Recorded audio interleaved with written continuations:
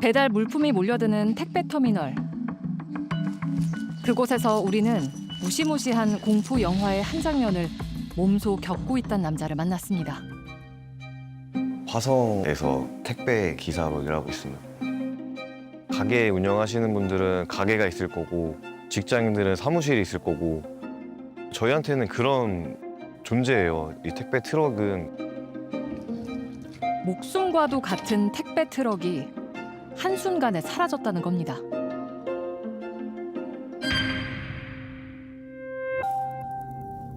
사건의 시작은 한 통의 전화였습니다.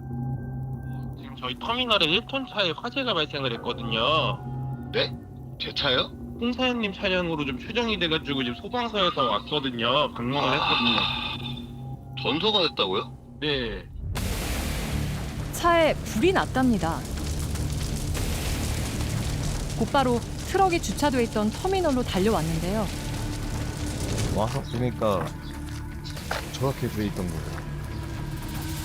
다 타고 뼈대만 앙상하게 남았습니다.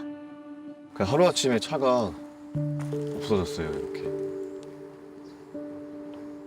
그냥 진짜 처참했어요. 이게 내 차가 맞는지 믿기지도 않았고 그 가슴이 아픈 느낌이 딱 들어요. 완전히 뼈대밖에 없었던 모습이라서. 참담한 심정이었다는데요. 그런데요, 뭔가 이상했답니다. 그날 주차된 차들이 많았는데 유독 사현 씨 트럭에만 불이 난 겁니다. 얼마 안 가서 의문이 풀렸습니다. 예, 화재 조사를 한 다음에 연락을 주시기로 하셨는데 한 1주에서 2주 정도 걸렸던 것 같아요. 그래서 그 후에 연락이 온 게 자연발화가 아니라 이건 방화 사건이다. 그날 새벽 주차장에 차량 한 대가 들어서는가 싶더니 불빛이 번쩍입니다. 누군가 불씨를 트럭에 던진 건데요. 불이 크게 번지나 했는데 다행히도 금세 잦아듭니다. 그런데 도망치던 방화범이 다시 돌아옵니다. 그는 무척이나 집요해 보입니다. 새벽 3시부터 4시 반까지 계속 1시간 넘게 불을 지르고 있더라고요. 어떻게든 트럭을 전소시켜야만 하는 이유가 있는 것처럼 보였다는데요. 결국 방화범은 목적을 달성했습니다. 대체 누가 왜 이런 짓을 한 걸까요? 한 달 만에 범인이 잡혔습니다. 그런데 홍사연 씨 되시나요? 네네. 아, 경찰관인데요. 네. 혹시 씨라고 아세요? 몰라요. 씨라고는 몰라요? 네. 전혀 모르는 사람이었답니다. 일면식도 없는 이가 왜 그토록 집요하게 불을 낸 걸까요?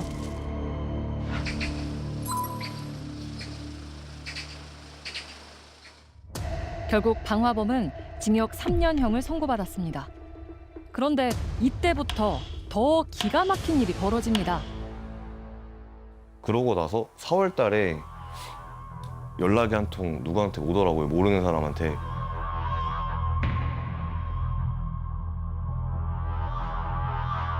사연 씨에게 편지 한 통이 도착했는데요. 발신인은 방화범. 감옥에서 편지를 보내온 겁니다. 배송 전 꼭 전화 주세요. 중요한 문서입니다. 꼭 홍사연 본인 확인 후 두 손에 주세요. 편지 안엔 정말 깜짝 놀랄 만한 내용이 담겨 있었다고 합니다. 편지 한 통부터 이제 시작된 거죠. 장수로 치면 거의 한 200장이 넘는. 이게 대한민국이 아닌 것 같았어요. 저는 처음에 편지 받고 나서. 지금부터 어디에도 공개된 적 없는 방화범의 편지 내용을 들려드리겠습니다. 피해자 홍사연 씨에게 너무 진심으로 미안하고 죄송합니다. 한치의 거짓 없이 진실을 얘기해서 용서를 받고 싶어 진실만 얘기하겠습니다. 여러 번 시도 후 사연님 차량 방화까지 하고 말았습니다. 방화는 휘발유로 했습니다. 재판 내내 무죄를 주장했던 그가 방화를 인정했습니다. 그리곤 충격적인 사실을 털어놨는데요. 홍사연을 죽이거나 불구로 만들어 달라고 사주 계획을 했습니다. 팔 하나 잘라달라고 하고 다리 하나 잘라달라고 하고 다 죽여야 된다. 차례차례 다 죽여달라고 순서까지 정해놨나 봐요. 사현 씨를 살해하라고 사주한 사람이 있답니다. 사현 씨는 곧바로 감옥에 있는 방화범을 찾아갔습니다. 반성을 하신다고 하면 지금 드러나 있는 내 사건뿐만 아니라 다 자백을 해야 맞다고 생각을 한다. 그랬더니 사주를 받아 저지른 사건이 사현 씨 말고도 더 있다고 털어놨다는데요. 소장에 대해서 알지 않냐라고 그때에 대해서 얘기를 하시더라고요. 7월 달쯤에 소문이 한번 돌았었어요. 그 저희 택배 터미널 부지에서 어디 대리점 누구 소장님이 밤길에 맞고 쓰러져서 지금 못 나오고 있다. 피해자는 사현 씨도 아는 사람이었는데요.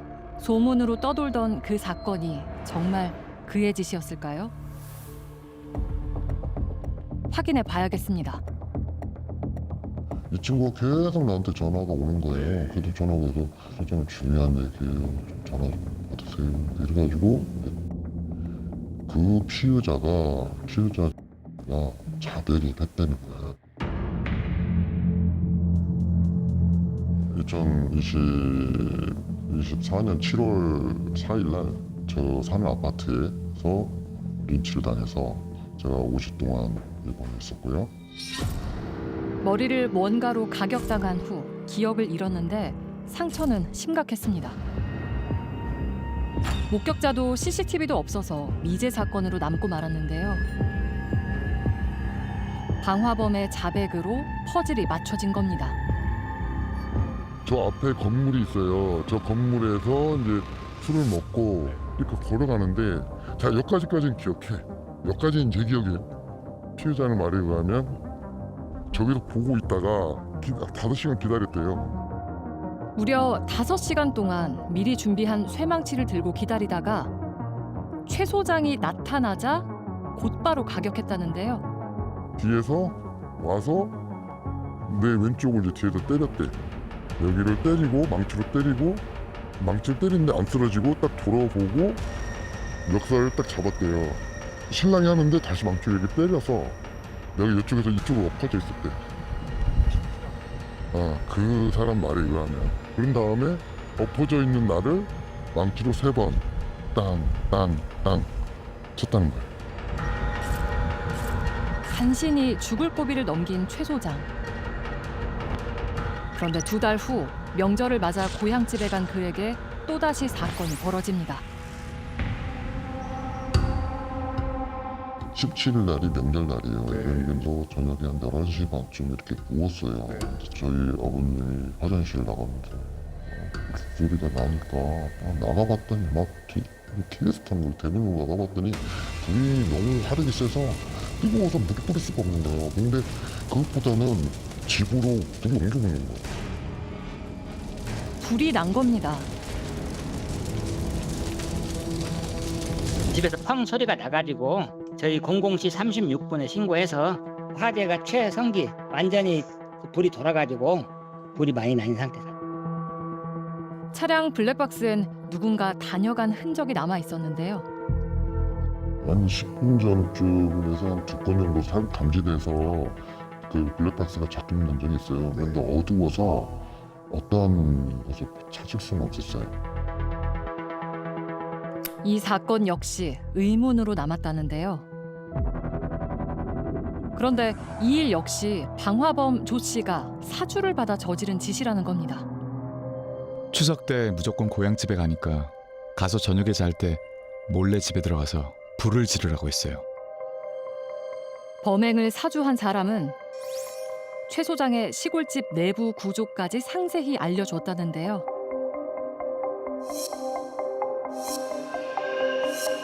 살해하라고 사주를 받았지만 차마 할 수 없어 불만 지르고 도망쳤다는 게 그의 주장입니다. 시키는 대로 했다고 알리려 전화했는데 칼로 심장을 찔렀냐고 했어요. 무슨 말이냐고 그렇게 할 수 없다고 하자 칼로 심장을 찔러야 한다고 했어요. 방화범이 편지에서 밝힌 이 내용은 과연 사실일까? 전문가에게 편지 분석을 의뢰했습니다. 편지로 봐서는 꽤나 신빙성이 있어 보여요. 이야기들을 쭉 놓고 보면 첫 번째는 즉흥적으로 지어냈다고 보기에는 되게 나름의 논리성이 있어요. 논리적이고 통일성이 있는 주장들이거든요. 그리고 그 주장들이 객관적인 증거에 탁탁탁탁 부합해 가는 과정 중에 있는 것 같아요. 진실로 볼 수 있는 근거는 또 있답니다. 다음으로 이제 살펴봐야 될 게 씨가 허위로 공범의 존재를 이야기해서 얻을 이익이 현재로서는 없어요. 실제로 방화범은 추가 범행을 자백하면서 형량이 늘어날 가능성이 높다는데요. 그는 왜 이제 와서 범행을 고백한 걸까? 수소문 끝에 방화범의 여동생을 만날 수 있었는데요. 그녀 역시 편지를 보고 무척 당황했다고 합니다. 저는 놀랬죠. 놀랬고 믿지도 않았고 벙쪘고 꿈인가 싶기도 했고 남들이 봤을 때도 오빠의 직원뿐밖에 없기 때문에 믿지 않을 수도 있습니다. 근데 저도 똑같은 생각을 했어요. 이게 진짜 맞는 건가? 거짓말하는 건 아닌가? 여동생은 수감된 오빠를 찾아가서 사건의 전말을 물었답니다. 이 사건이 도대체 뭔 사건인데 오빠가 여기에 지금 들어가 있는 것인지 얘기를 해줘야지 내가 오빠를 도울 수가 있지 않겠느냐. 가족들한테 솔직하게 지금이라도 이야기를 하겠다라고 이야기를 하더군요. 이 사주로 인해 이 모든 사건이 이루어졌으며 자기는 단 하나 때문에 한 거라고. 그가 말한 단 하나. 그게 대체 뭘까요? 근데 오빠의 답변은 단 하나였어요. 나 너무 힘들어했고 너무 사랑해서 범죄를 저지른 거죠. 오빠한테 넌 신이야. 그랬더니 그렇다고 봐야지 라고 얘기를 해요. 너무 사랑해서 그랬답니다. 이 소설 같은 이야기를 어떻게 받아들여야 할까? 우린 방화범을 직접 만나보기로 했습니다. 지금부터 들으실 내용은 접견 당시 그가 한 말을 그대로 옮긴 것입니다. 진짜 너가 나를 위해서 해줄 수 없냐 그러면서 징역에서 쓰는 영치금 넉넉히 주고 제가 출소 때까지 자기는 열심히 일하고 돈 벌어서 출소하게 되면 멀리 바다 가서 같이 살자고. 제가 만약 구속된다면 바로 혼인신고한다고 했습니다. 그렇게 수많은 약속을 했어요. 결혼을 약속했답니다. 너가 이렇게 해줘서 이렇게 풀어주면 아무도 없는 데서 나랑 둘이 살자. 근데 이 사건으로 인해 너가 잡히게 되면 너를 믿을 수 있게 바로 혼인신고서를 제출을 하겠다. 그 이야기를 해서 이제 오빠는 믿고. 그녀의 결혼 약속을 믿고 시키는 대로 했다는 겁니다. 범죄까지 불사하게 만들었다는 대단한 사랑. 지금부턴 그 얘기를 들어봐야겠습니다. 2022년 8월 9일 장하연과 사귀게 되었습니다. 저는 장하연을 만나면서 전 배우자와 딸아이 모든 걸 잃고 이혼했습니다. 가정까지 저버릴 만큼 그녀에게 푹 빠져 있었다는데요. 일단 오빠가 너무 사랑했던 여자고 그 여자 아니면은 뭐 죽을 생각까지 했었었거든요. 나는 얘 아니면 난 죽어도 된다라고까지 이야기를 했던 여자이기 때문에. 그런데 인생의 마지막 사랑이라고 여겼던 그녀가 돌연 모습을 감췄답니다. 장하연은 연락이 안 됐고 만남을 계속 요청했지만 모두 거절당하고 볼 수가 없었습니다. 그렇게 아픈 시간을 보내던 어느 날 갑자기 그녀가 찾아왔답니다. 2024년 6월 26일 갑자기 찾아와서 마음은 제가 너무 미운데 자기 몸이 절 원한다면서 자기가 너무 힘들다. 문제를 해결해 준 다음에 우리 같이 살자고 했습니다.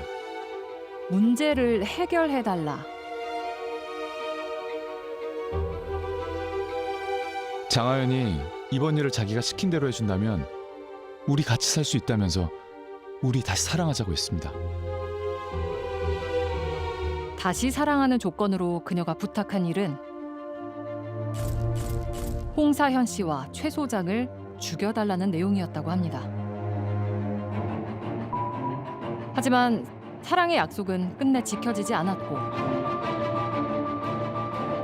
그녀에게 최후 통첩을 했습니다. 약속을 지키지 않으면 모든 걸 털어놓겠다고요. 하지만 마지막 편지는 반송돼 왔고 조 씨는 배신감에 자백하게 됐다고 합니다. 이 마지막 편지에 그의 감정이 고스란히 드러난다고 전문가는 말합니다. 주장이 사실이라고 놓고 보면 는 공범에게 이용당하고 버려진 거거든요. 공범이 더 이상 자기에게 낭만적인 감정을 가지고 있지 않다는 걸 가 아주 강렬하게 깨달은 순간인 거죠. 그러니까 사랑 때문에 속은 거예요. 그 감정이 배신감으로 바뀌어 있는 상태인 것 같고요. 그래서 그 배신감을 해소하고자 고군분투하는 사람처럼 보입니다. 그를 사랑에 눈멀게 만든 여자, 그녀는 대체 어떤 인물일까? 장하연은 현재 방화 및 살인 미수 교사 등의 혐의로 구속된 상태인데요. 지금까지는 한쪽의 의견만 들었었으니까 들어본 얘기로는 거의 뭐 그럴싸하기는 한데 이게 또 완전 반대에 있는 입장이니까요. 그녀의 입장이 궁금합니다. 구치소에 있는 그녀를 대신해 가족에게 연락을 취했는데요. 여보세요? 네, 안녕하세요. KTBS에서 연락드렸습니다. 해제를 원하지 않고요. 다시는 전화하지 마십시오. 가족분들 입장에서도 하신 말씀이 있으실 것 같아가지고 궁금해만 하시고요. 저희는 할 말 없습니다. 나 해드릴 수 있는 말도 없다고 전달해 주셨거든요. 만약 그녀가 범행을 사주했다면 그럴 만한 이유가 있었을까? 장하연은 당시 홍사현 씨가 일하던 택배 대리점의 소장이었는데요. 고율의 수수료를 뗀 게 일단 또 컸죠. 그 당시에 평균적으로 다른 대리점들은 뭐 8%를 받는 분들도 계셨고 거의 다 10%였거든요. 어느 날 저희한테 그냥 종이 하나 이렇게 들이밀면서 사인해라 라고 하면서 15%로 노동조합에 가입을 했어요, 다. 택배 수수료로 갈등을 빚은 후에 차에 불이 났다는 겁니다. 그렇다면 머리를 가격당한 최 소장은 어땠을까요? 두 사람은 과거 동업 관계였다고 합니다.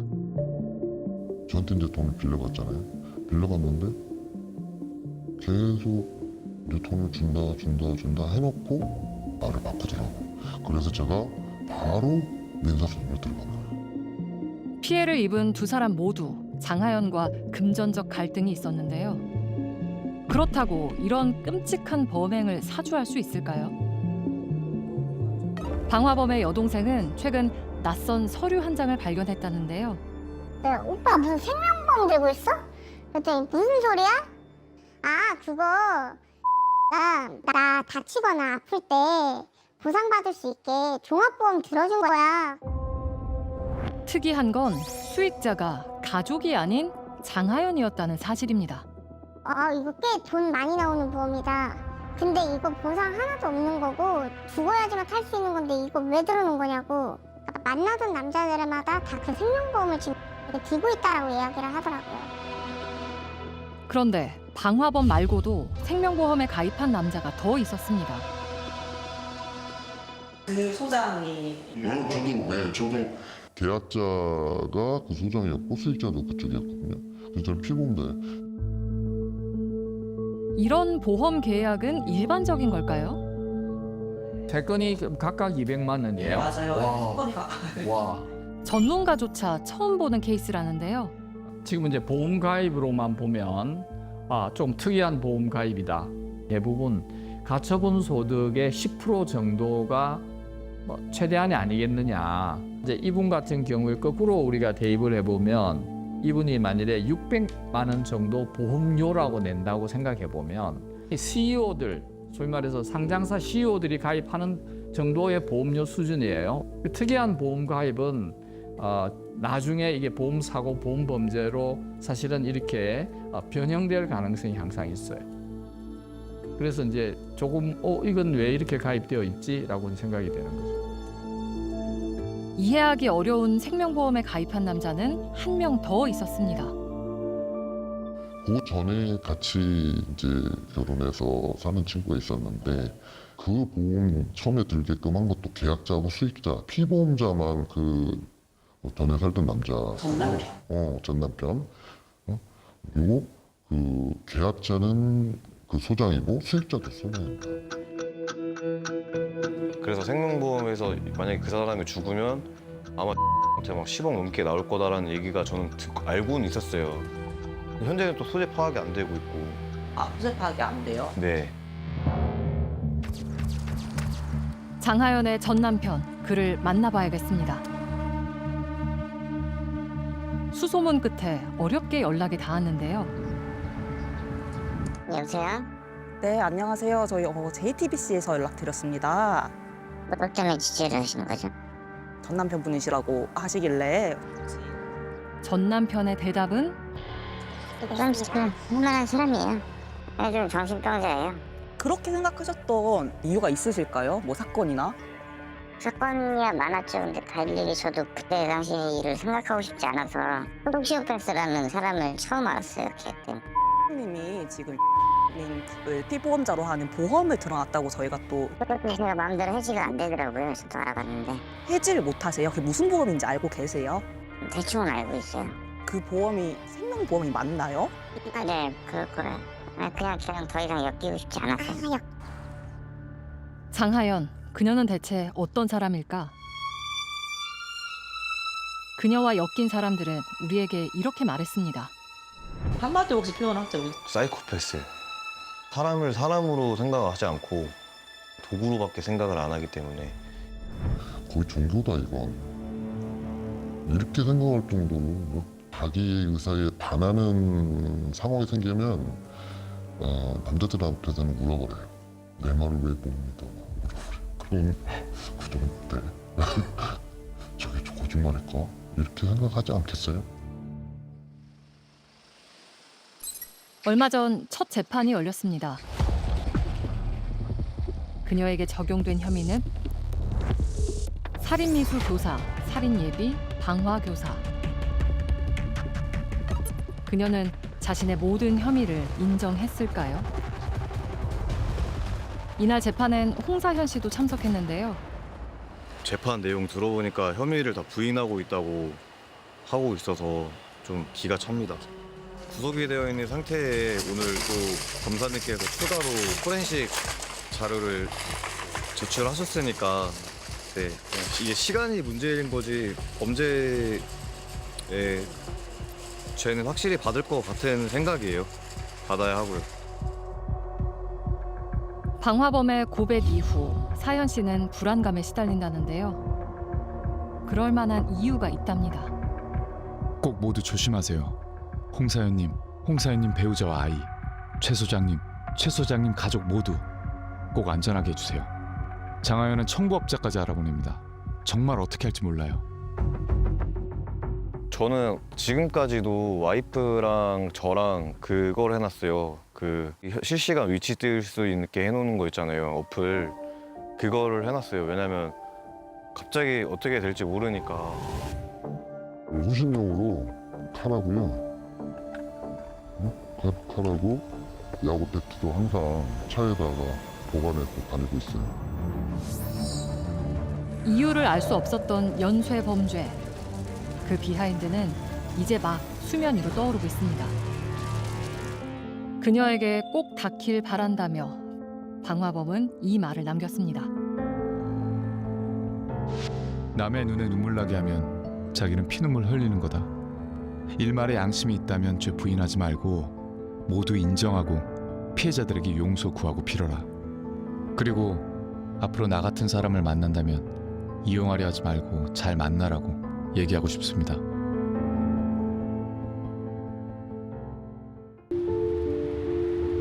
자신의 여자친구가 갑자기 사라졌다는 남자를 만났습니다.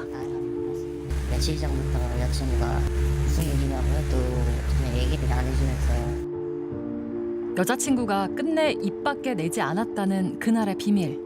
무슨 일이 있었던 걸까요? 토요일, 일요일, 월요일 기념일 겸 생일 해가지고 그 리조트를 잡아놨어요. 근데 이게 갑자기 금요일 날 갑작스럽게 호텔 취소할 수 없겠냐 이렇게 연락이 먼저 왔어요. 자세한 건 얘기해 줄 수 없고 가족 집안일이다. 만나기로 한 날은 기념일이자 남자친구의 생일이었습니다. 이렇게 취소를 했을 거면은 엄청 큰일이 분명하겠다 이렇게 믿고 그냥 기다리기만 했죠. 그런데 일주일 후 뜻밖의 연락을 받았는데요. 일주일 차에 여동생이 연락 왔어요. 혹시 언니랑 같이 있냐? 언니가 집에 지금 안 들어온 지 일주일째다. 가족들에겐 당시 기록적인 폭우 때문에 집에 들어갈 수 없다고 했다는데요. 폭우가 엄청 쏟아졌어가지고 교통이 좀 마비되고 딜레이가 돼가지고 계속 그 집에 못 간다 이런 식으로 얘기했길래 전혀 내가 들은 바랑은 딴판인 거예요. 그래서 그때부터 이제 의심이 엄청 들기 시작했죠. 이것마저도 거짓말이지 않을까 의심도 해보고 여자친구 동생하고 통화한 시점부터 이제 제대로 잠도 못 자고 이제 좀 업무에 집중도 좀 못하고. 이상한 건 문자로는 연락이 계속 이어졌다는 겁니다. 하지만 통화를 하려고 하면 어쩐지 피하는 느낌이었는데요. 이제 얼굴이 보고 싶다. 우리 안 본 지 쫓겨야 됐다. 그러면서 이제 영상통화를 계속 유도했지만 절대 굳고 반대를 하더라고요. 그러다 보니까 이런저런 막 추측성 난무하기 시작했고 다른 사람을 만나고 있지 않을까. 또 입에 담을 수 없는 불법적인 일을 하지 않았을까. 결국 여자친구의 가족이 경찰에 신고했고 위치 추적을 했는데 뜻밖에도 한 호텔이었습니다. 그 호텔에 찾아가 봤는데요. 28일에 혹시 기억하실까요? 입장은 하고 계시고요. 설득 끝에 어렵게 그녀를 만날 수 있었습니다. 업무가 기억나고 아무튼 호텔에 있던 시간을 생각하면 끔찍하다는데요. 진짜 다시는 숙박업소 들어가고 싶지 않아요. 정말 탈출하고 싶다고 생각을 했는데 탈출할 수 있을 거라고 생각을 안 했어요. 무려 14일 동안 호텔에 있었답니다. 그곳에서 대체 무슨 일이 있었던 걸까요? 그런데 놀라운 이야기가 튀어나옵니다. 31일까지는 감금이 되어 있었어요. 감금이 되어 있었어요. 식사는 배달로 하도록 시키고 그것도 다 보고를 하라고 시키고 시키기 전에 네, 노력하겠습니다. 뭐뭐 시키겠습니다. 배달 오면은 보고하세요. 배달 왔습니다. 그러면은 프런트로 이동하겠습니다. 그러면은 이동하세요. 하면은 이동하고 돌아왔습니다. 식사하겠습니다. 화장실 가겠습니다. 돌아왔습니다. 호텔에 가두고 24시간 조종한 감시자 누구였을까요?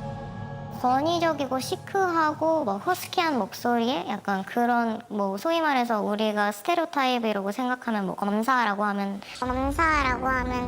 떠오르는 사람 있잖아요. 진짜 딱 그런 느낌이었어요.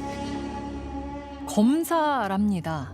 어느 날 불쑥 검사에게 걸려오는 전화 혹시 떠오르는 게 있으신가요? 최근 경찰과 검찰 같은 공공기관을 사칭한 보이스피싱이 기승을 부리고 있습니다. 보이스피싱 사기범이 전문 용어까지 구사하며 검사를 사칭했는데 이런 달변 앞에서 박사하기도 속수무책이었습니다. 이젠 익숙한 보이스피싱 시나리오죠. 근데 왜 속았을까요? 애를 낳아가지고 열심히 키워놨는데 이런 거나 당하고 있고 이러니까 굉장히 스스로가 한심하게 느껴지면서 부모님한테 미안하면서 그러더라고요. 실례지만 무슨 일 하세요? 저 의사예요.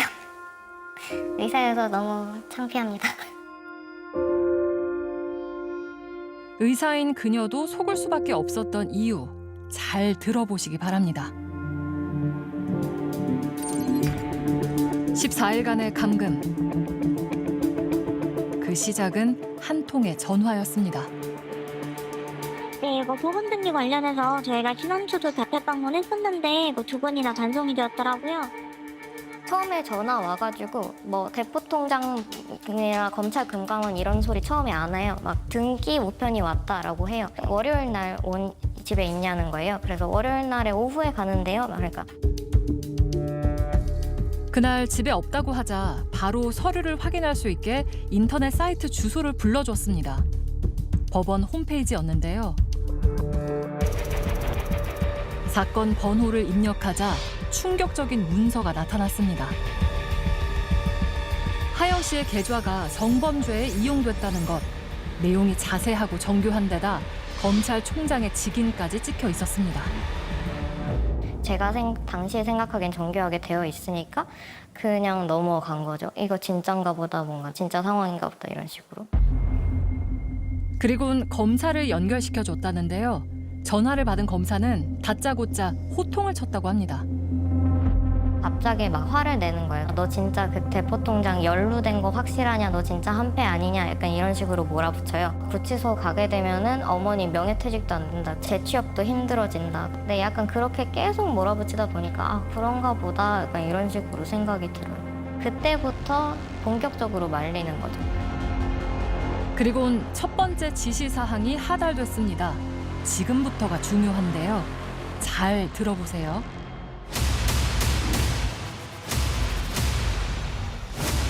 약식 조사를 받는 동안에 당신 폰을 반납해야 된다. 그거를 포렌식을 거쳐가지고 그거를 검열을 할 건데 그거 조사할 동안에 무슨 폰을 쓸 거냐. 그동안에 쓰기 위해서 공기계를 필요하다. 공기계, 유심이 없는 휴대전화를 사랍니다. 이유가 뭘까요? 새로 개통한 핸드폰은 악성 앱을 설치시켜서 그 사람의 모든 것을 감시할 수 있게 할 목적으로 그렇게 새로운 핸드폰을 개통시킵니다. 기존 폰에 악성 앱을 설치시키는 게 조금 부담스러울 수 있는 이유가 결국 이 금융거래를 이 기존에 있는 핸드폰으로 사용하게 해야 되거든요. 근데 금융 앱을 들어갔을 때 이 악성 앱이 설치가 돼 있으면은 자체적인 그 보안 탐지 프로그램에 걸리기 때문에 곧이어 내려온 두 번째 지시는 호텔로 들어가라. 집에 갈 수는 없고 대신에 호텔 같은 거 잡아주겠다. 모텔도 아니고 호텔 잡아줄 거다. 너 여자니까. 이런 식으로 자기가 굉장히 편의를 봐주는 것처럼 제가 땡땡땡 씨 구속 몇 번이나 면해준 거다. 약간 이런 식으로 얘기를 해요. 다음은 상시 보고. 보호 관찰이 필요해서라고 했다는데요. 다른 짓을 못하도록 감시하려는 겁니다. 네, 일단 그냥 와가지고 핸드폰 켜고 동영상 해놓고 이제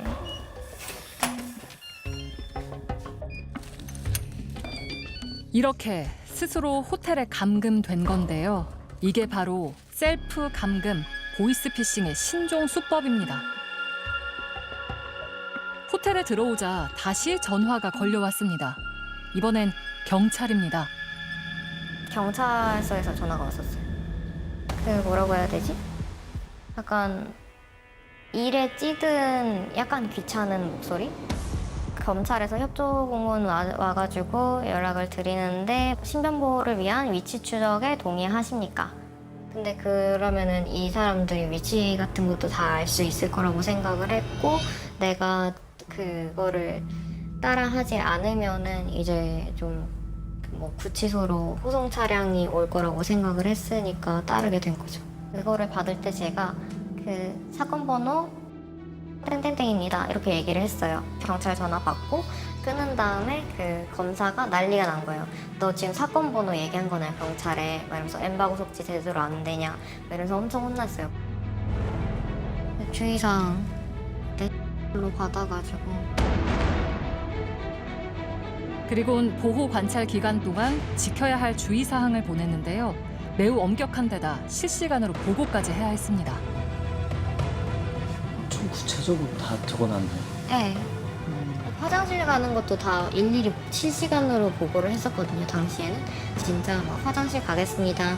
네, 네, 확인했습니다. 하면 화장실 갔다 와서 자리했습니다. 네, 확인했습니다. 전문가는 이 수시 보고가 치밀한 심리 전략이라고 말합니다. 자기 스스로 이렇게 매일매일 정시 보고를 하고 심리적으로는 굉장히 트라우마가 큰데요. 그냥 감시 효과뿐만 아니라 자비판을 하게 됨으로써 본인이 자기 정체성에 대해서 혼란을 겪게 됩니다. 내가 나에 대해서 믿지 못하게 되는 것이죠. 내가 잘못해서 이런 일이 일어났나? 이렇게 자책을 하게 만드는 것이 가스라이팅의 핵심입니다. 결국 목적은 돈이겠죠. 그런데 돈을 빼내는 수법이 전보다 훨씬 더 진화했는데요. 예금을 깬 다음에 그거를 캡처를 해가지고 보내요. 그 시간 나오게 보내고 그거를 500만 원씩 그 코인이랑 뱅크가 각각 코인이라는 국내 코인 거래소에 연동이 되어 있거든요. 그리고 거기다가 이체를 해가지고 이것도 이체 인증샷을 보내요. 직접 사는 거네요? 그쵸. 제가 사주는 게 아니라. 네, 제가 사는 거죠. 제가 사가지고 코인의 형태로 보내는 거죠. 해외 거래소에 제 계정으로 입금을 해요. 은행 계좌에 있던 돈을 암호화폐로 바꾼 뒤 해외 거래소로 보내고 피싱범의 전자지갑으로 송금합니다. 이렇게 되면 추적은 불가능해집니다. 그렇게 14일 동안 스스로 감금된 채 무려 9,500만 원을 보냈습니다. 의심이 들진 않았을까요? 그러니까 진짜 사람이 제정신이 아닌 거예요.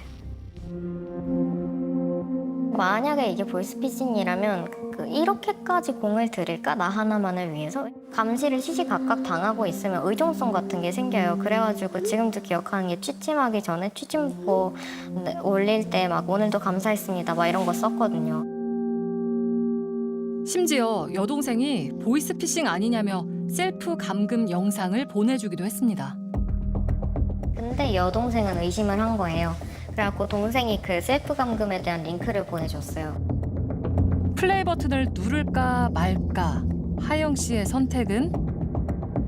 근데 저는 링크를 클릭할 수가 없으니까 저는 너무 말을 잘 들어가지고 그거를 보면서 이거는 내가 아닐 거야 막 이게 진짜면은 정말 비참하잖아요. 그래가지고 아, 저 사람 정말 불쌍하다. 근데 내가 당하고 있는 건 진짜고 이 사람은 속아가지고 그런 걸 당했다고 생각을 한 거예요.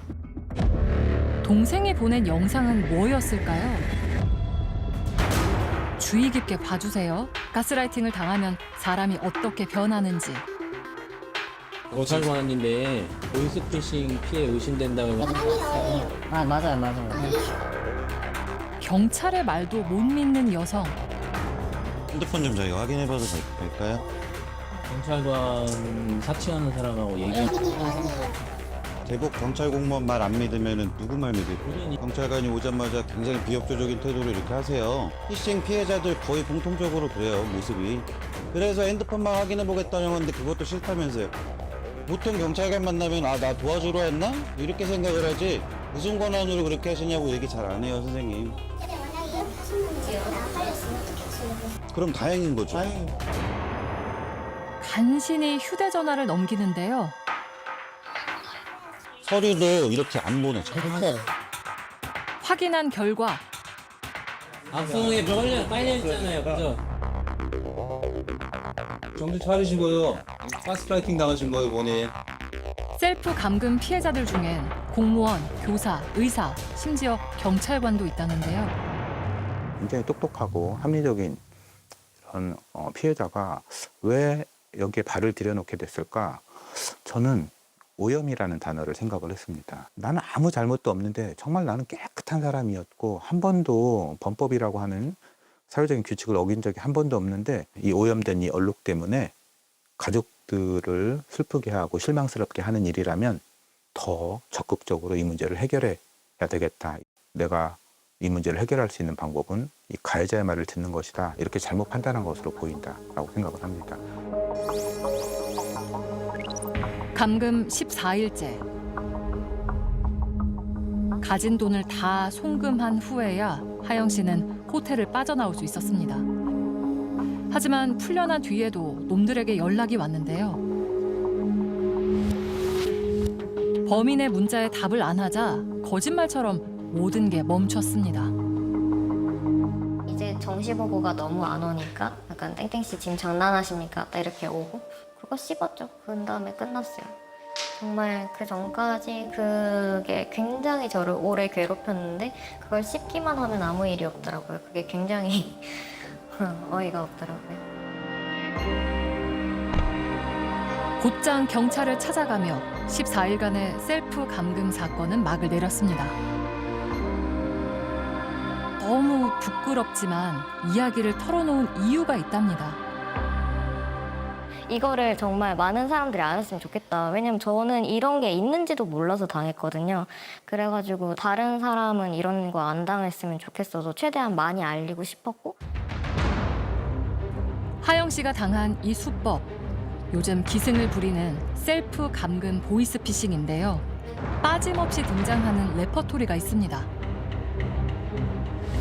다음 단어들을 집중해서 듣고 기억하시길 바랍니다.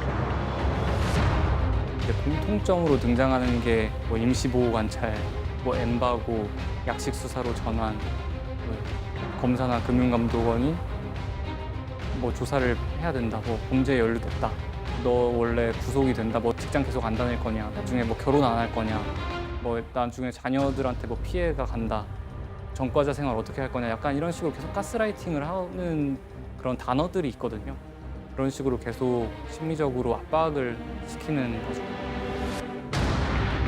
누군가 전화를 걸어 이 단어를 말한다면 망설이지 말고 바로 끊으세요. 그럼 끝입니다. 여수 돌직기 살인 사건입니다. 전남 여수의 한 졸음쉼터에서 사람이 죽었다는 신고가 허벅지에 둔기로 맞은 듯한 심한 상처가. 저는 처음에 장난인 줄 알았어요. 성인들이 뭔가 장난을 하다가 실수로 죽는 경우가 있거든요. 그런 경우 있죠. 네, 막 주먹 다짐 이렇게 하다가도 넘어져서 큰일 난 경우 있잖아요. 그렇게 하셨는데 너무 안타까운 죽음이구나 이런 생각을 했거든요. 저는. 전 기사를 여러 번 읽었습니다. 네네. 무슨 뜻인지 모르겠어. 무슨 성인 두 명이 잠을 깨려고 서로의 허벅지를 돌로 내려치다가 한 명이 죽었다 그러니까 이게 무슨 말인가. 정말 뭐 황당한 사건이 아니었나 생각이 드네요.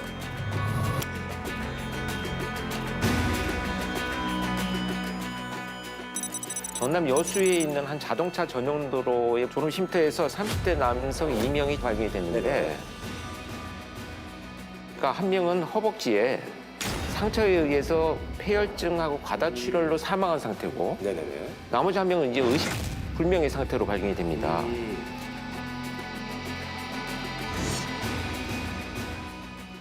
이제 얼마 뒤에 이제 그 한 명이 깨어났는데, 한 명 살았으니까, 그 생존자가 차 안에서 2, 3주간 먹고 자고 생활을 아예 거기서 하면서 상대방이 잠이 들면 돌로 허벅지를 때려서 깨우는 내기를 벌였다. 말도 안 되는 얘기네 참. 그 참 말도 안 되는 이해가 안 가는 이런 그 말이 안 되는 그 상황의 배경이 좀 있습니다. 이 두 사람은 2020년에 온라인 게임을 하다가 만난 사이래요.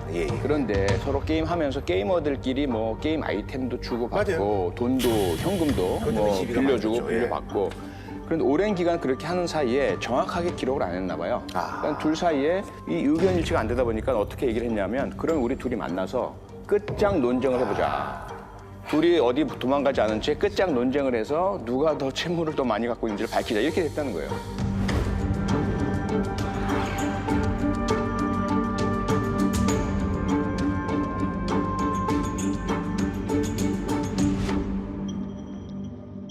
정말 끔찍한 일인데 정말 이게 사실이라면 진짜 헛웃음밖에 안 나오는. 아니 그런데 말이 안 되는 거예요. 권 교수 이 뒤에 뭐가 더 있다면서? 그러니까 그것이 이제 진술이었는데 경찰이 조사를 해보니까 배후에 이 사람들을 조종한 사람이 있었어요.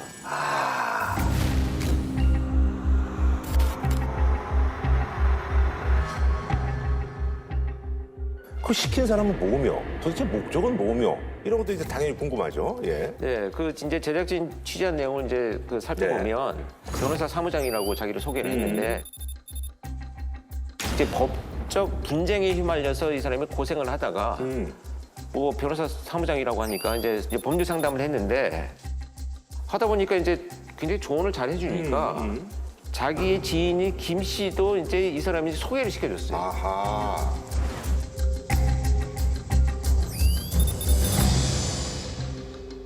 문제가 된 게 뭐였었냐면 그 자기가 자문을 해준 이 변호사 비용이 억대가 나와버린 거예요. 그냥 뭐 상식적이지는 않죠. 상식적이진 않죠. 예. 근데 이제 이거를 갚아라라고 하면서 이제 폭행을 시작을 했는데 제2금융권 뭐 사채 이런 것까지 다 빌려가지고 이제 뭐 가족 친척들한테까지 돈을 빌려서 이거를 갚았지만 이제 해결이 안 된 거죠. 그래서 이제 결국 이제 이 씨라는 제3자인 그 당사자가 두 사람을 한 장소에 불러서 돈을 갚는 방법을 너희 둘이 찾아내라. 이렇게 해서 서로 폭행을 하면서 어쨌든 끝까지 그 방법을 찾아낼 때까지 너희들은 거기서 나오지 마라. 이렇게 이제. 근데 이게 사실은 저기 변호사 사무장이면 이제 법을 누구보다 잘하는 사람인데 어떻게 이런 짓을 했는지 이것도 참 궁금합니다. 그게 예. 사실 알고 보니까 무직이에요. 그냥 사기꾼이구나. 예, 사기꾼이에요. 이게 이제 고시 공부를 한때 했는데 어설프게 배워가지고 이게 이제 뭐 남들한테 뭐 좀 아는 척하고 조언을 해주는 뭐 이런 사람이었던 거죠. 선무당이에요, 선무당. 이게 변호사 비용 이런 것도 다 이제 가짜고, 거짓말이구나. 예, 거짓말로 해가지고 이제 자기가 갈취한 거고. 근데 여기서 이제 또 저희가 의구심이 드는 게 사실 이제 그 남자 둘이잖아요. 네. 이 사람 어떻게 보면 이제 두드려 패고 이제 제압을 해서 거길 탈출하거나 이게 사실은 상식인데. 맞아요. 네. 아니 그래 저기 이 사람이 뭐 이렇게 시킨 대로 그냥 말도 안 되게 돌로 찍고 이런 거 자체가 나는 상식적으로 좀 이해가 안 가는데. 네, 사실 뭐 한 발 떨어져서 보면 그렇죠. 네, 그러니까요. 그리고 물리적으로나 신체적으로나 그러니까요. 도저히 이렇게 뭐 제압당하거나 감금당한 상태도 아니죠. 네네. 그래서 경찰이나 검찰은 어떻게 보냐면 이것을 가스라이팅이다. 아하. 심리적 지배라는 수단을 사용해서 이 둘이 도망가지 못하게 하고 한거 불능했다. 이렇게 보고 있는 거죠.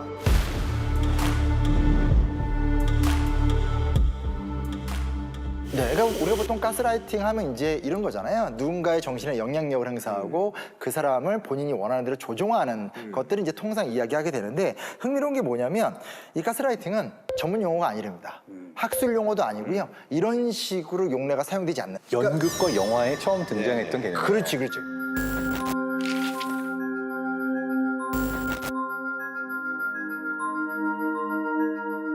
그러니까 이게 1938년도에 나왔던 연극을 기본으로 하는데 이 연극에 보면은 부인의 정신 세계를 내가 지배하기 위해서, 그러니까 완전히 나에게 속박시키기 위해서 이 사람이 자기 자신이 경험하는 모든 것들을 의심하게 만들어요. 근데 분명히 소리를 들었는데 아니라고 하고. Did I really dream? All that did not happen. Then it's true. My mind is going. Haven't I told you? 불이 켜졌다 꺼졌다는 게 그런 일이 없다라고 하니까 내가 내 눈을 못 믿게 되고 내가 경험하는 세상의 모든 것들을 믿지 못하게 만들면서 이 사람을 완전히 나의 그 구속과 속박 아래 두는 행위가 가스라이팅이라서 강력한 의미를 그렇죠. 내포하고 근데 이제 있죠. 이게 이제 중요한 부분 뭐냐면 사실은 사용된 적이 거의 없어요. 없다가 이게 최근에 사실 이렇게까지 관심을 갖게 되는 게. 그러니까 많은 사람들이 다 써요. 네. 그게 뭐냐면 미국 대통령 트럼프의 등장. America first. America first.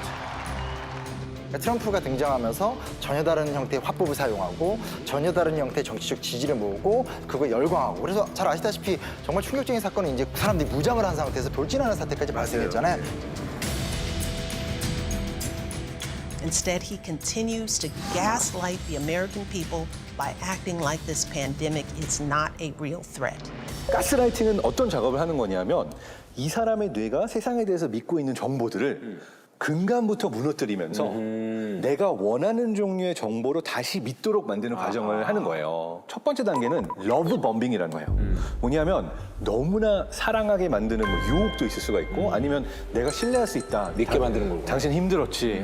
내가 당신 힘든 걸 다 풀어줄게. 이런 형태로 접근하면서 신뢰를 얻는 과정. 바로 법률 조언이라는 그런 두 사람보다 신세를 지게 된 거죠. 그러다 보면 신뢰관계가 형성이 됩니다. 아, 저 사람은 나보다 더 많이 알고 전문가고 믿고 따라야 해.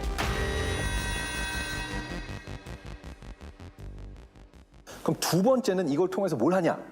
다른 피드백과 세상의 정상적인 정보가 들어올 수 없도록 분리를 시켜버린 거야. 다른 사람하고 얘기하지 마라는 형태로 분리하는 상황을 차단 만들고 분리. 차단 분리. 그 차단의 가장 극단적 형태가 뭐냐면 좁은 공간 속에서 나오지 못하게 하는 거거든요. 감금. 그 상당히 열악한 상황을 이 씨가 조성을 합니다. 그 더운 여름에 에어컨을 못 틀게 해요. 아이고. 그래서 그 조건이 이 두 사람을 차 안에서 나오지 못하도록 하고 끝장 토론 논쟁을 해서 방법을 찾아내라라고 했던 것이 바로 이 차단과 감금 효과가 나타나는데 그리고 나서 이제 세 번째 단계, 충분히 나에게 속박이 되고 차단이 됐다라고 생각이 되면 그 다음부터 이제 내가 원하는 형태로 그 통제를 하고 조종을 하고 착취하는 행동으로 들어가는 거고, 이 과정에서 피해자가 도망가려는 시도를 한다. 그러면 이제 후버링이라고 그래가지고 너는 모든 걸 뺏길 수 있고 파국으로 치닫을 수 있어라고 하는 불안과 공포를 조장을 시킵니다. 가끔씩은 야구 방망이 같은 몽둥이를 들고 가서 폭행을 해요, 직접. 네. 자기가 직접 가해할 수 있다는 것을 보여주기도 하고 그래서 내가 시키는 대로 제대로 안 한다면 내가 직접 너희들 응징할 거야. 이러한 상황 자체를 공포적인 분위기를 조성해 두고 있고요. 결국 이 두 사람이 처해 있는 아주 열악한 상황에서 딴 생각을 못 하게 되는 거죠. 지금 당장 처해 있는 이 폭염, 배고픔, 고통, 아픔 여기에만 집중하게 하면서 감금하고 폐쇄시키고 차단시키고 이런 상태로 계속 이어나가는 거죠. 야, 이제 우리가 심지어 이게 발견된 것도 이 씨의 허락을 받고 나서 119에 신고를 했다고요. 지금 사람이 죽어갔다.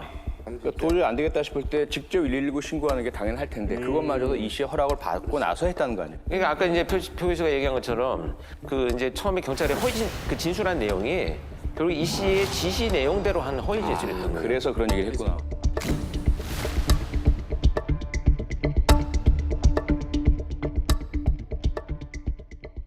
옛날에 사실 그 저기 뭐 이제 다단계 이런 것도 일종의 가스라이팅이잖아요. 근데 그거는 그냥 돈만 빼내잖아요. 이 인간은 돈 플러스 왜 무슨 이상한 진짜.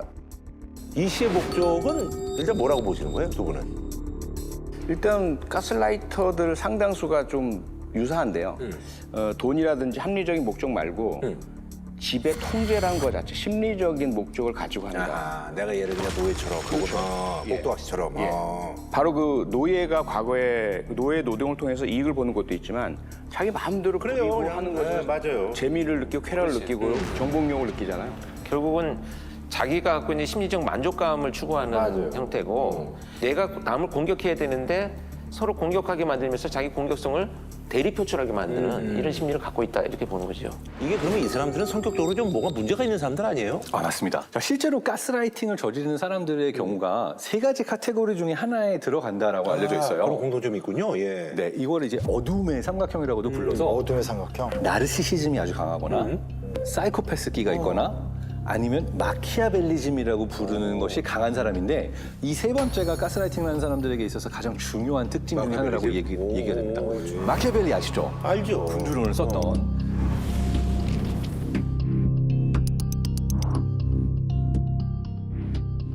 직업병이지만 하나 굳이 사주 붙이고 싶으면 원래는 마키아벨리는 그런 사람이 아닙니다. 공화국의 어떤 이탈리아의 통일을 위한 단호한 정책을 펼쳤던 사람이지 이 주제가 아무 상관이 없어요. 그냥 사적 제가 만든 이름은 아닙니다. 네, 재밌자고 얘기.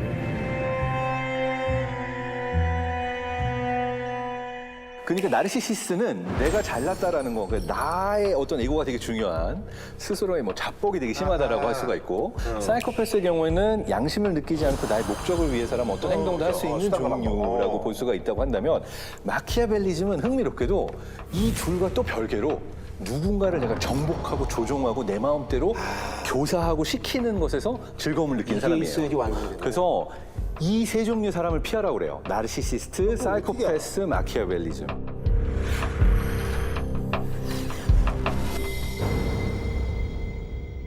아니 근데 이제 어쨌든 간에 이게 저 진짜 아주 나쁜 인간인데 결국은 어쨌든 간에 이제 사람을 죽인 거는 그 둘이 이제 같이 다니면서 한 그 김 씨잖아요. 당사자들이. 이 사람은 어떻게 되는 거야? 그럼 이 씨는? 이게 사실은 가스라이팅이라는 것 자체가 이제 법률 용어가 아니잖아요. 그러다 보니까 가스라이팅 처벌법은 없어요. 다만 중요한 건 뭐냐면 행위의 결과에 따라서 형법상의 처벌을 받는 거죠. 근데 둘이 죽여라는 말이 없어요. 그러니까 살인교사가 안 되는 거예요. 아, 그러니까 뭐 예를 들면 이제 조폭들이 야 가서 이제 죽여. 이거는 이제 살인교사인데. 아. 이제 상해교사밖에 안 되니까 형량이 낮아요 또. 다만 조금 아마 다르게 접근할 수도 있을 것 같아요. 왜냐하면 이 통상적인 그런 사건과 달리 이 사건은 이 씨가 직접 물리적으로 감시 통제하면서 못 나오겠단 말이에요. 아, 근데 자기가 두드려 패기도 하고 막 예, 그러니까. 그러니까 감금은 분명히 그렇죠. 형성될 것 같고, 감금죄는 형성이 되겠죠. 감금으로 인해서 상처가 발생하고 그 다음에 구제를 했으면 살아났을 텐데 119 신고를 지연시키고 못하게 하면서 실질적으로 죽게 만든 거는 이 씨지 김 씨가 아니다 이렇게 볼 수 있죠. 그래 이 사건만큼은 조금은 앞으로 어떻게 그 의뢰될지 모르겠지만 좀 그렇게 갔으면 좋겠고 지금 살인이라는 범죄가 물리적으로 일어나지 않고 심리적 지배를 통해서 일어나는 살인이 인정을 해야 된다는 거죠. 그래서 좀 변화될 필요가 있는데 예를 들면 예전에 인천 과외 사건 이거는 사실 이제 가스라이팅이 이제 겹치고 겹친 사건이에요. 지난달 인천에서 한 남자 고등학생이 과외 여교사에게 살해를 당한 사건이 있었습니다. K군을 숨지게 한 것은 과외교사인 29살 A씨. 과외를 한다며 두 사람이 올해 2월부터 동거를 했습니다. 거기에서 문제가 생긴 게 지속적으로 폭력을 당하면서 온갖 학대를 당하고 사귀어요. 결국 사건 당일 끊는 물을 붓는 등 폭행을 했고 K군은 화상 후유증으로 사흘 뒤에 숨졌습니다. 근데 이에 지속적으로 폭력을 한 이유가 가스라이팅을 당하고 있었던 거예요. 그러니까 지시한 사람이 B였던 거예요. 야, 그건 뭐야? 같은 사범대학을 졸업하고 둘도 없는 친구였던 A씨와 B씨. 둘은 같은 고등학교로 교생 실습을 나갔다가 고1이던 K군을 만났습니다.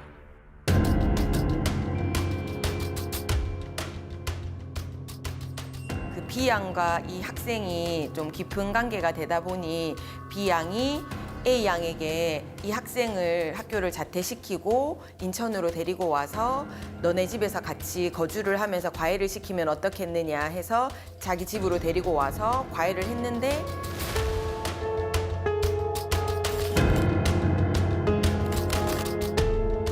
그 학생 뭐 공부 몇 페이지부터 몇 페이지까지 시키고 말 안 들으면 어디 몇 대 때릴 것 이렇게 하면 A가 이제 이렇게 했습니다 하고 이렇게 답을 보내고 끝없이 이제 가스라이팅을 당한 거죠. 지시를 하면서 그러면서 이제 그 안에 이제 속속들이가 어떤 감정들이나 이런 것도 다 지가 이제 전부 다 이 사람의 어떤 심리적 변화 이런 것들을 교묘하게 캐낸 거죠. 와, 말도 안 되네.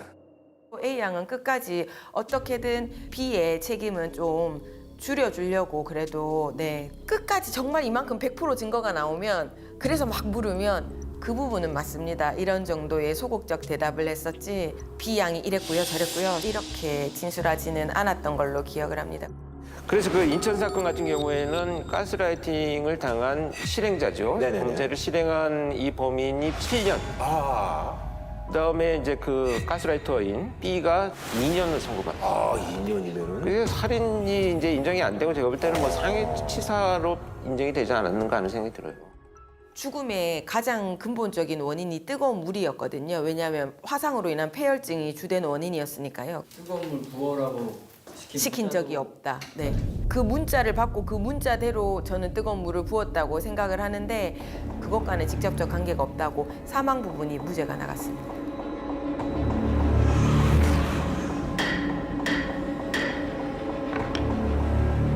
과거에 이제 2012년 그 사건 알지? 그 기계교 살인 사건.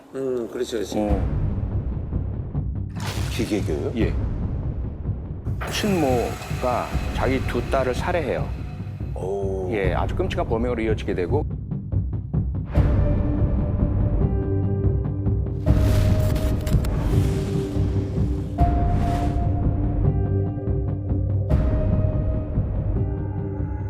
딸아이의 엄마가 부부관계가 좀 안 좋고 약간 좀 우울한 상태였어요. 그랬더니 이 그 가해자인 학부모가 당신 좀 나처럼 좀 잘 살아보지 않겠어? 라는 식으로 권유하고 그럼 어떻게 해야 되는데요? 나는 이제 기계교를 따라했더니 이렇게 됐어. 기계교 뭔데요? 기계에서 시스템에서 문자를 보내준다. 받는 대로 따라만 하면 된다는 거예요. 그러니까 처음에는 아주 가벼운 거 했다가 그 다음에는 딸을 때려라, 밥을 먹이지 마라 이렇게 나가다가 거기다 지가 보내는 거고? 예, 폰을 2개를 가지고. 기계라는 게 자기 종교를 하나 만든 거예요. 야, 말도 안 되네. 없는 걸 만든 거죠. 이 사건에서 결국은 어떻게 되냐 법정에서 직접 살해한 친모에게는 징역 1년, 근데 기계교란 걸 내세워서 교사한 교사범에게는 징역 12년. 더 무겁게 처벌한 거죠. 그러니까 여기는 조금 좀 다르네요. 그렇죠. 예, 정반대의 판결이 나온 거죠. 그러네. 예. 교사자 청부자는 정범. 그래서 그렇죠, 네. 공범으로서 실행자와 같은 형량을 주도록 돼 있는데 가담 정도, 주도 정도에 따라서 다르게 줄 수 있거든요. 그걸 이제 판사 마음이니까 사건마다 달라져 버려요. 다르네요. 예. 이른바 가스라이팅에 의한 가스라이팅으로 느껴진다고 했습니다. 가스라이팅에 대한 수사까지. 즉 가스라이팅을 했다고도 했습니다. 우리의 얘기만 아니라 전 세계적으로 이걸 많이 쓴다고 그러더라고요. 맞아요. 이제 미국에서도 이제 유명 사전 출판사에서 올해의 단어로 꼽은 단어가 가스라이팅이라 그러더라고요. 예, 이게 검색량도 굉장히 많이 폭증을 했고.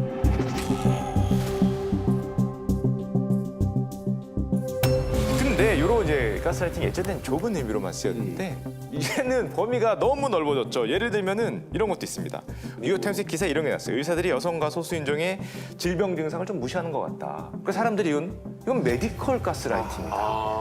약간 옛날로 말하면 약간 그 치팅의 그런 개념도 그쵸. 있는 거예요. 나를 속여? 너 계속 속여? 야, 이거 메디컬 가스라이팅이야. 아니면은 또 어떤 미국에서 기름 기업들이 기름값을 막 올립니다. 그러다 보니까 야, 이거는 빅오일 가스라이팅이다. 오일 회사가 우리한테 주입하는 거야. 세뇌란다. 그래서 가격을 올리는 거야. 이건 오일 아니면 천연가스면 가스라이팅이네요. 뭐 그럴 수도 있겠죠. 와, 이 용어 좋네요. 그러니까 이렇다 보니까 어떤 목적을 향해서 막 달려가는 이런 행위를 전체적으로 이제 가스라이팅이라는 용어가 점점 넓게.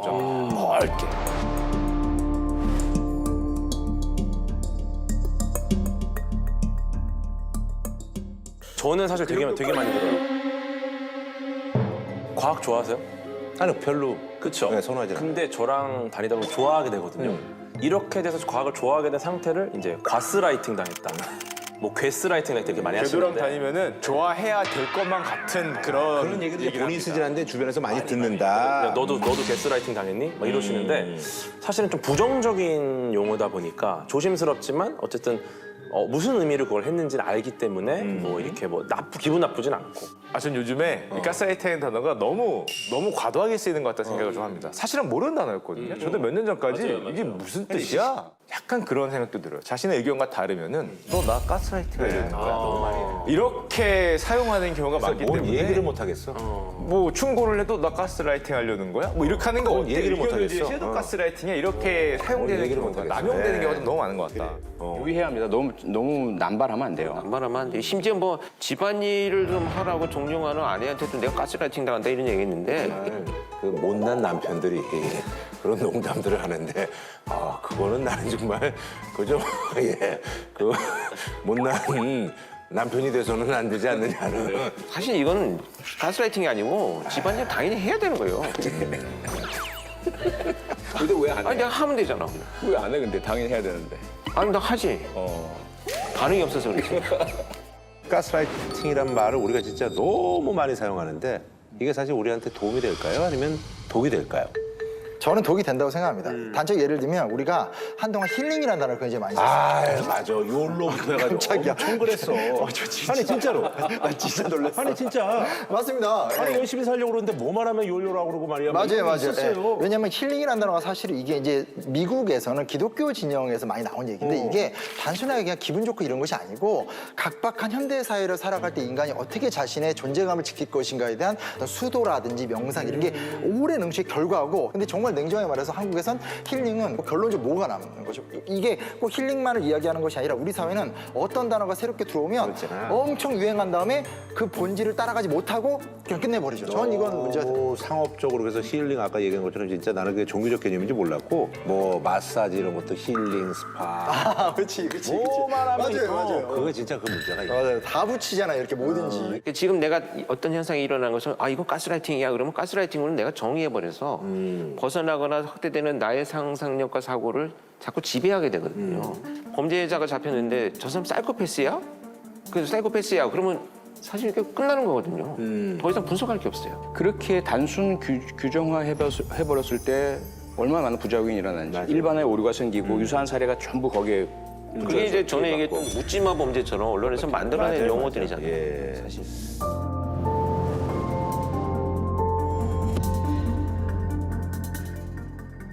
자 그럼 말이죠 여기서 두 분께 좀 한번 질문을 좀 던지겠습니다. 가스라이팅에 대한 어떤 그 법제화가 필요하다. 아니면 이건 그냥 각각의 어떤 그 사건을 맡은 판사의 재량에 맡겨야 된다. 두 분의 생각은 어떠세요? 저는 법제화가 필요하다. 법제화가 필요하다. 저는 아니다. 아니다. 네. 꼭 그런다니까. 아니 뭐 이제 뭐 생각이 있으시겠죠. 뭐 일부러 뭐 그러진 않았겠죠. 일부러 뭐 저기 권인용이하고 뭐 대척점을 줘서 뭐가 뭐 남는 게 있다고 뭘. 맞아요.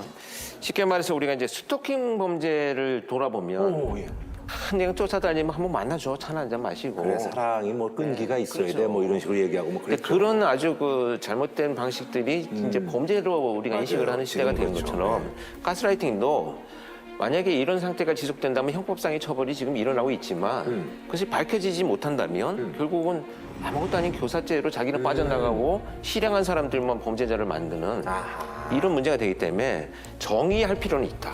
정의에서 법률로 정의를 좀 해놓으면 그런 범죄가 좀 예방되거나 줄어들지 않을까.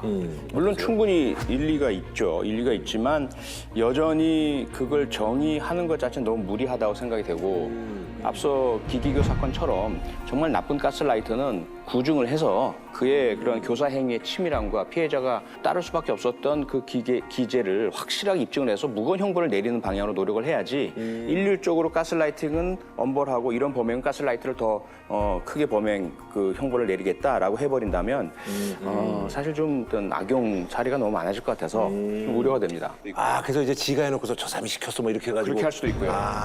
이렇게 개념 자체가 지금 유형화되지 않고 모호하다면 수사를 하는 입장에서도 뭘 수사해야 지 모르는 거고 판결을 할 때도 자기 주관적인 잣대로 결국은 법관이 판단을 해버리는 문제가 생기니까 우리가 늘 그 판결에 대해서 국민의 법감정과 다르다. 그 많은 이제 아쉬움과 불만을 토로하는데 판사들만 나름도 유사한 사건에 대해서 왜 다르게 판결을 하는지 뭐 또는 반대로 과거 사건에 판례가 있다 하더라도 이 사건은 좀 다른데 왜 굳이 과거 판례만 그대로 따라만 가는지 이런 부분에서 좀 재판부도 열고 함께 소통하고 이렇게 좀 개선을 해야 될 것 같아요.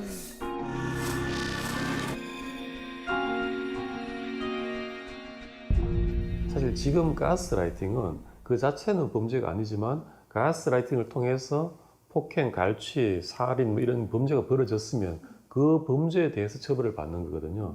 가스라이팅은 범죄의 수단, 도구, 방법입니다. 이제 그거를 더 가중사유로 삼을지 어떻게 처리할지 말하자면 양형사유 중에 하나가 될 텐데 거기에 대해서 좀 법원이 기준을 세워야 될 거예요.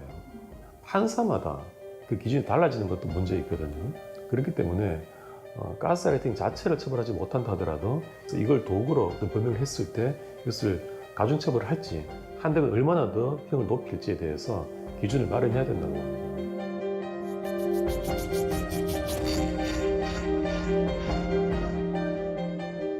요즘에 이 단어가 왜 이렇게 화제가 됐냐, 우리가 왜 이거를 많이 쓰게 됐냐를 생각을 해보면 말 그대로 심리적 지배를 당할 수 있는 사람들이 숫자가 늘어났고 그걸 보면서 나도 그런 거 아니야? 그래서 고립되거나 은둔되거나 소통하지 못하고 일방적으로 뭔가를 듣고 그쪽만 쳐다보는 이렇게 된 경주마 같은 이런 사회적 어떤 그런 모습이 있다 보니까 이 단어가 요즘 많이 뜨고 있는 게 아닌가 생각이 드네요. 맞아요. 어떤 자기가 생각해도 말이 안 되는 것 같은데 계속적으로 내가 설득당하는 것 같으면은 소통이 필요하다고 생각합니다. 얘기할 사람이 있어야 돼요. 서로 얘기를 많이 하는 사람들한테는 사실 이런 단어가 유행을 하지 않았잖아요. 근데 내가 고립돼 있고 내가 어떤 사람하고만 하니까 이런 사건이 있는 거여서 이런 경우에는 꼭 널리 대화를 해보자. 내 삶과 정신을 지배하는 것은 오직 나뿐이다라는 자존감을 우리가 잃지 말아야 되겠다.